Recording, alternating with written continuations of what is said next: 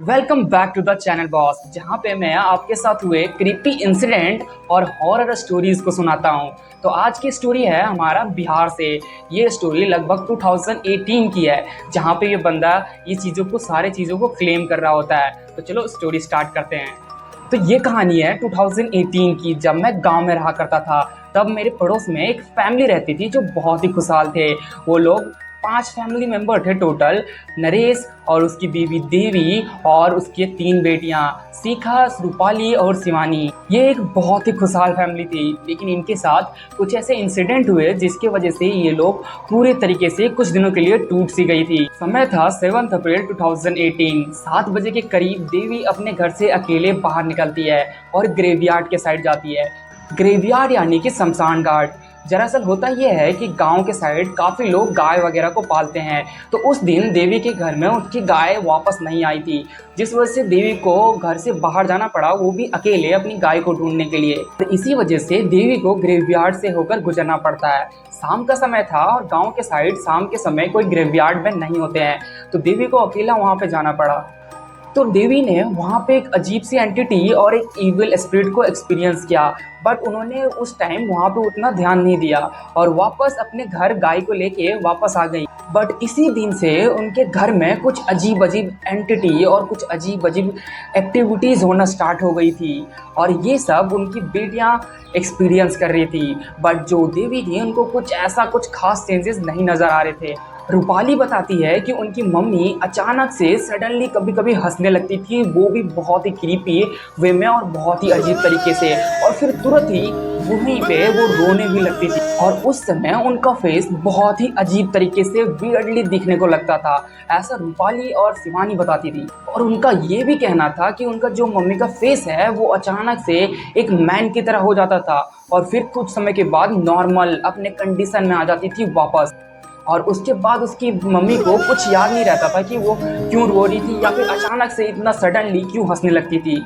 आप सोच सकते हो कि उन दोनों बच्चियों के बीच में कैसा महसूस होता होगा जब उसकी मम्मी सडनली ऐसे हंसने और फिर रोने लगती थी। रूपाली और नेहा बताती है कि उनकी मम्मी के साथ जो भी हो रहा था वो अपने फैमिली मेम्बर्स को बताते थे, यानी कि उसके पापा को बताते थे, बट उसके बाद पे कोई लोग भी बिलीव नहीं करती थी कि इसकी मम्मी ऐसे करती होगी, क्योंकि जब इसके पापा रहते थे तो वो बहुत ही नॉर्मल, एकदम नॉर्मल चल रही होती थी। क्योंकि नरेश ज़्यादातर टाइम अपने घर से बाहर काम की वजह से रहता था, इसलिए वो अपनी बेटियों पे उतना भरोसा नहीं करता था। कि ये लोग सोचता था कि ये लोग मजाक कर रहे होंगे, बट वो लोग मजाक नहीं कर रहे थे। यही चीज़ उसे कुछ दिनों के बाद पता चलता है, जब ये सारी इंसिडेंट धीरे धीरे एक्सट्रीम लेवल पे पहुंचने लगती है। धीरे धीरे नरेश को भी ये चीज़ फील होती है कि देवी के साथ कुछ तो अजीब हो रहा है, क्योंकि उसके बिहेवियर में चेंजेस उसे भी नोटिस होने लगते हैं। धीरे धीरे वो नोटिस करता है कि देवी का रिएक्शन सडनली बहुत ही अजीब और क्रीपी वे में चेंज हो जाता है। ऐसा क्यों हो रहा है उसको उतना कुछ आइडिया नहीं होता उसके बारे में, क्योंकि वो ज़्यादातर टाइम मोस्ट ऑफ टाइम घर से बाहर रहता है अपने काम पे। बट ये चीज़ कंफर्म तब हो जाता है जब नरेश अचानक एक दिन घर जल्दी आ जाता है। तब वो घर के अंदर जाता है और देवी को एक बहुत ही अजीब हालत में देखता है। वो देखता है कि देवी एक कमरे में पूरी लाइट वगैरह को बंद करके बैठी हुई है, और उसके सामने कुछ अजीब तरीके के सामान और सामग्री पड़ा हुआ है, और उसके आसपास कुछ दिए जल रहे हैं, और वहाँ पे वो कुछ तो स्पेल कर रही है या फिर कुछ तो पढ़ रही है देवी। लेकिन वो आवाज़ देवी का नहीं था, कोई अजीब ही आवाज़ था, और वो आवाज़ एक आदमी की तरह था। देवी जो कि एक औरत है, वो इतनी अजीब तरीके से और इतने अलग लैंग्वेज में एक आदमी का आवाज़ कैसे निकाल सकती है। इसे देखने के बाद नरेश के तो होश ही उड़ गए। फिर नरेश अचानक से देवी को आवाज़ लगाता है कि देवी क्या कर रहे हो, बट वहाँ से कोई रिप्लाई नहीं आता। फिर नरेश थोड़ा सा पास जाता है और दोबारा से आवाज़ लगाता है, देवी क्या कर रहे हो। फिर से देवी के साइड से कोई भी रिप्लाई नहीं आता, और फिर से नरेश थोड़ा और पास जाकर पूछता है, देवी क्या कर रहे हो। उसके बाद देवी सडनली पीछे मुड़ती है और वो बोलती है, तुम्हें दिखाई नहीं दे रहा, मैं अपने आप को जिंदा कर रहा हूँ, और वो भी एक बहुत ही क्रीपी आवाज़ में और एक आदमी की तरह। नरेश पूरा डर जाता है अपनी बीवी को एक आदमी की आवाज़ में बोलते देखकर। उस टाइम पे नरेश और उसकी बीवी के अलावा उस पूरे घर में कोई नहीं था।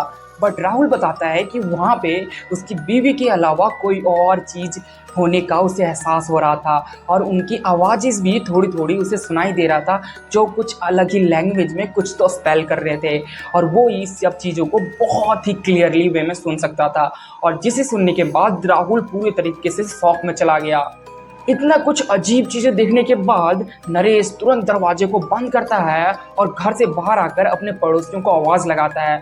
और ये थोड़ा शाम का टाइम था, जब अंधेरा हो चुका था। जब पड़ोस के काफी लोग इकट्ठा हो जाता है तो नरेश डरते डरते दरवाजा को ओपन करता है और वो देखता है कि अभी भी देवी वहाँ पे अपनी रिचुअल को परफॉर्म करने में लगी हुई है और कुछ तो बड़बड़ा रही है अलग ही लैंग्वेज में, और वो भी मर्द की आवाज़ में, यानी कि एक मैन की आवाज़ में। और फिर जब राहुल दोबारा से आवाज़ लगाता है देवी की तरफ, तब देवी सडनली पीछे घूमती है और राहुल को एक अजीब सा बहुत ही क्रीपी स्माइल देते हुए वहाँ से वो बाहर निकलती है। और वो जब बाहर निकलती है तो देखती है कि इतने सारे लोग जो कि उसके पड़ोसी है वो सब वहाँ पे आ चुके हैं।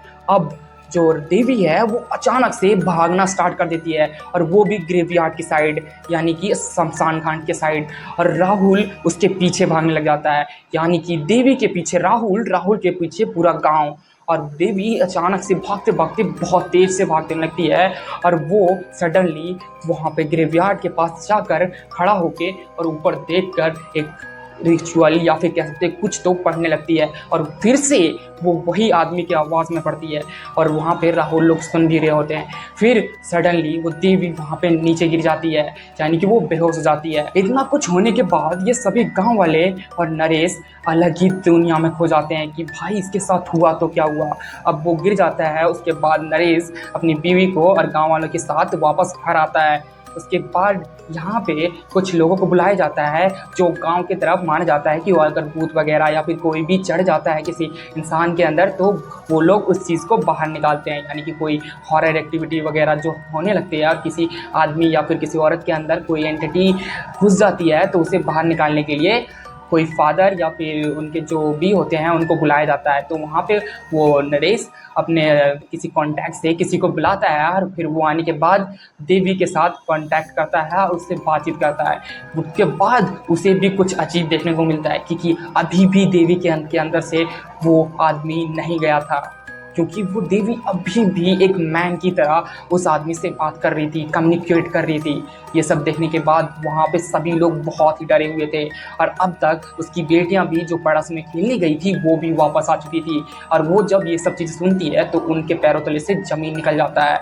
और इतनी हॉरिफाइंग एक्टिविटी इनके साथ होने के बाद वो लोग अभी भी जब कम्युनिकेट कर रहे होते हैं देवी से तो वो आदमी कुछ अलग ही लैंग्वेज में कुछ तो बड़बड़ाता है और फिर थोड़े समय के लिए वो देवी के शरीर से निकल जाता है। बट जो वहाँ पे वो लोग रिचुअल को ख़त्म करने वाले जो लोग थे, जो कुछ लोग गए थे, उन लोगों को पता था कि ये आदमी अभी भी इसके शरीर से बाहर नहीं गया है। फिर वो लोग कुछ वगैरह परफॉर्म करते हैं और कुछ इस तरीके से देवी के अंदर से वो आदमी को निकालते हैं और फिर इनके लाइफ में थोड़ी सी सुधार आती है जब वो लोग निकल जाते हैं। फिर देवी के अंदर से जब वो आदमी निकल जाता है, सब कुछ इनका खत्म हो जाता है, तब वो अपने रियल आवाज़ में अपने पति से बात करती है और अपनी बेटियों से बात करती है। अब वो अपने रियल आवाज़ में बात कर रही होती है और उनको कुछ याद नहीं होता कि उसके साथ शाम के 6 बजे से अभी तक क्या हुआ है, कुछ नहीं। और वो इतना अजीब तरीके से क्यों बिहेव कर रही थी, ये सब कुछ नहीं याद होता है उनको। तो उनके जो पति होते हैं नरेश, वो भी सोचते हैं कि इनको उतना कुछ अभी नहीं बताना चाहिए। बस यहाँ से इनके लाइफ में थोड़ी ख़राब चीज़ें होने लगती है और सब शायद मेरे साथ भी हो रहा है। तो ये स्टोरी की एंड मैं यहीं पे करता हूँ। अब वो सभी फैमिली खुशहाल है। जिस बंदे से मैंने ये स्टोरी सुनी थी उन्होंने बताया अब वो लोग बहुत अच्छे तरीके से अपनी लाइफ जी रहे हैं, बट इस इंसिडेंट से उन्हें निकलने में काफ़ी टाइम लग गया। तो आपको ये स्टोरी कैसी लगी कमेंट सेक्शन में ज़रूर बताना। और हाँ, अगर आप हमें सपोर्ट करना चाहते हो तो सब्सक्राइब करते हुए जाना। मैं मिलता हूँ किसी और अमेजिंग सी स्टोरी में, तब तक के लिए बाय।